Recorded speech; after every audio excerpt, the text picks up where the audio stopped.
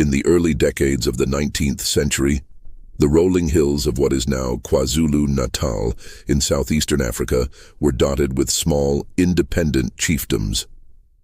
Each group maintained its territory through seasonal raids, shifting alliances, and ritualized warfare. Political power was decentralized, and the rhythms of life were guided by the seasons, the cycles of cattle, and long-established traditions. This world was on the cusp of profound transformation. European colonial influence was still distant. The Cape Colony lay far to the southwest. Inland, the complex network of Nguni-speaking societies, Mthethwa, Ndwandwe, Kwabe, Zulu, and many others, formed a vibrant but fragmented political landscape. Into this world was born Shaka Zulu, around 1787, the illegitimate son of a minor Zulu chief. At the time of his birth, the Zulu were not the dominant power they would later become. They were one among many small chiefdoms, scarcely remarkable in size or influence. Yet within 4 decades, this landscape would be irrevocably changed. By the time of his death in 1828, Shaka had transformed the Zulu into a formidable, centralized kingdom, commanding disciplined armies and reshaping regional politics. His military innovations, carefully structured regiments, reimagined weaponry, and sophisticated battlefield strategies altered the way wars were fought across southern Africa. This is the story of how a single leader, drawing from both tradition and innovation, reshaped the art of war and the map of a continent. To understand the scale of Shaka's transformation, it is essential to look more closely at the world he inherited. In the late 18th century, warfare among the Nguni peoples was governed by long-standing customs. Armies were not permanent forces, but temporary gatherings of able-bodied men, organized largely by age group. These forces were lightly armed. Their principal weapon was the throwing spear, a long, slender implement designed to be cast from a distance. Battles often unfolded as ritualized encounters. 2 opposing forces would assemble, perform war dances, and exchange taunts. Then they would hurl volleys of spears. After a brief clash, one side might withdraw, often with minimal casualties. The objectives of such conflicts were typically limited.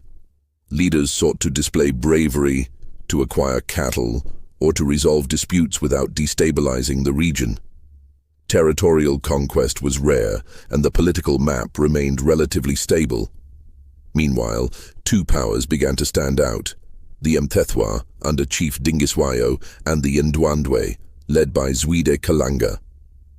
These 2 rival confederations gradually consolidated surrounding chiefdoms. Dingiswayo, in particular, was a charismatic leader who introduced a degree of organization and diplomacy unusual for the time. It was under Dingiswayo's protection that Shaka's early military career unfolded. As a young man, Shaka had lived in exile with the Mthethwa after being rejected by his father's household. He joined their military structure, where he developed his skills as a warrior. During his service, Shaka observed several weaknesses in existing methods. Loose formations, the lack of permanent military organization, and the emphasis on missile warfare all limited the ability to achieve decisive victories. Shaka's keen analytical mind began to imagine alternatives: disciplined formations, close combat, and centralized control. When Shaka's father, Senzangakona, died around 1816, Shaka, backed by Dingiswayo, claimed leadership of the small Zulu chiefdom. At that time, the Zulu numbered perhaps a few thousand people. They were surrounded by larger powers. But Shaka's leadership would turn this modest base into the foundation of a rising empire. Early reforms. Upon taking power, Shaka began systematic military reforms. He restructured his forces into age-graded regiments known as Amabutho. Unlike previous loosely assembled warbands, these regiments lived together in military homesteads, trained year-round, and were bound by strict discipline. Warriors were drilled to march in formation, to respond to commands swiftly, and to maintain unit cohesion. Shaka prohibited the wearing of sandals, toughening his soldiers' feet for long marches. His forces could now move swiftly and unpredictably across varied terrain. Weaponry innovations. Perhaps the most famous of his innovations was the introduction of the ikalwa, a short stabbing spear with a broad blade. Warriors still carried throwing spears, but the emphasis shifted decisively to close-quarters combat. This change demanded courage and discipline. Rather than exchanging distant volleys, warriors closed ranks and engaged the enemy directly. The name ikalwa came from the sound it made when withdrawn from a body, a visceral reminder of its deadly purpose. The bullhorn formation. Shaka also perfected the bullhorn formation. The seasoned regiments formed the chest, engaging the enemy frontally. Younger, faster units swept around the flanks as horns, encircling the enemy. Behind them waited the loins, a reserve force ready to exploit weaknesses or reinforce the line. While elements of this formation existed before, Shaka's discipline, coordination, and timing elevated it to a decisive tactical tool. Consolidation and expansion. With his reformed army, Shaka began subduing neighboring chiefdoms. His campaigns were characterized by speed, surprise, and psychological impact. Victories were swift, and conquered peoples were often incorporated into the Zulu regiments, expanding his forces. After the death of Dingiswayo in 1818, killed by Zwide, Shaka assumed leadership of the Mthethwa alliance, gaining broader influence. His first major challenge came against Zwide's Ndwandwe forces, the Ndwandwe Wars. Between 1819 and 1820, the Zulu and Ndwandwe armies clashed in a series of battles. One of the most significant was the Battle of Cokley Hill. Facing a numerically superior enemy, Shaka used terrain to his advantage. He positioned his forces on a hill, luring the Ndwandwe into attacking uphill. As the enemy advanced, his horns swept around, encircling them and cutting off retreat. The Ndwandwe suffered heavy losses, and Shaka's strategic brilliance became evident. In subsequent campaigns, he employed feigned retreats, surprise ambushes, and relentless pursuit. By 1820, Zwide's power was broken, and Shaka emerged as the dominant military leader in the region. Building the Zulu state, Shaka then centralized authority, creating a hierarchical administration. He established military settlements, Amakanda, strategically placed to secure territories and mobilize forces rapidly. Logistics were carefully managed. Food stores were maintained, and runners transmitted messages across long distances. Warfare was no longer seasonal. It became a permanent mechanism of state expansion. By the mid-1820s, European traders at Port Natal observed with astonishment the discipline of the Zulu army. Thousands of warriors could assemble in coordinated formations, moving silently before erupting into controlled action. Shaka as a leader. Shaka combined charisma and severity. He inspired loyalty through shared identity and collective discipline, but enforced obedience through harsh punishments. His presence on the battlefield was commanding. Accounts describe his ability to read the flow of combat, reposition units swiftly, and exploit weaknesses with precision.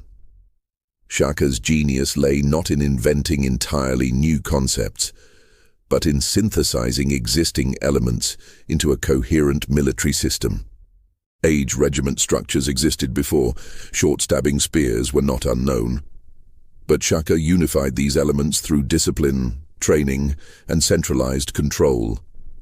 His approach represents a military revolution within its cultural context. Where other leaders saw seasonal raiding, he saw the potential for systematic conquest. The Ikalwa shifted the psychology of warfare. Close combat required unwavering courage and unity. Training instilled this mindset, turning loosely gathered warriors into disciplined soldiers. His bull horn formation demonstrated a sophisticated understanding of envelopment tactics similar in concept to those used in other parts of the world. Yet Shaka's application was rooted in his own environment: fast-foot soldiers, rugged terrain, and oral command structures. Historians debate Shaka's character. Some portray him as a brilliant but ruthless autocrat. Others emphasize his administrative insight. Oral traditions, European accounts, and later historical interpretations vary, but all agree on the transformative nature of his methods. In comparative military history, Shaka stands alongside figures who reshaped warfare by reorganizing society. Philip II of Macedon, who professionalized the phalanx, or Genghis Khan, who systematized mounted warfare. Shaka's regiments mirrored this principle, turning social structures into engines of expansion. The consequences of Shaka's innovations were far-reaching. His campaigns triggered the Mfecane, or the Crushing, a period of upheaval during which communities were displaced, conquered, or migrated to avoid Zulu expansion. New states formed far beyond the Zulu heartland. Mzilikazi, one of Shaka's lieutenants, broke away and founded the Ndebele Kingdom in present-day Zimbabwe. Other groups moved northward, altering demographic patterns across southern and central Africa. The Zulu kingdom itself became a centralized and formidable power. After Shaka's assassination in 1828, his successors maintained much of his military system. Under Dingane and later Mpande, the Zulu continued to play a decisive role in regional politics. By the mid-19th century, when the Zulu confronted British colonial forces, their military organization, though challenged by modern firearms, remained rooted in Shaka's legacy. The ripple effects of his reforms shaped migrations, alliances, and conflicts for decades. European observers alternately admired and feared the Zulu military machine, describing it with both respect and exaggeration. As the dust of Shaka's campaigns settled across the valleys and hills of KwaZulu-Natal, the landscape of southern Africa was no longer the same. What had once been a patchwork of chiefdoms had become the nucleus of a militarized kingdom, influencing societies far beyond its borders. In the next segment, we will explore how these transformations reverberated outward, through migrations, encounters with European powers, and the forging of new identities across the region. The legacy of Shaka's strategies would extend far beyond his lifetime, shaping the destiny of a continent.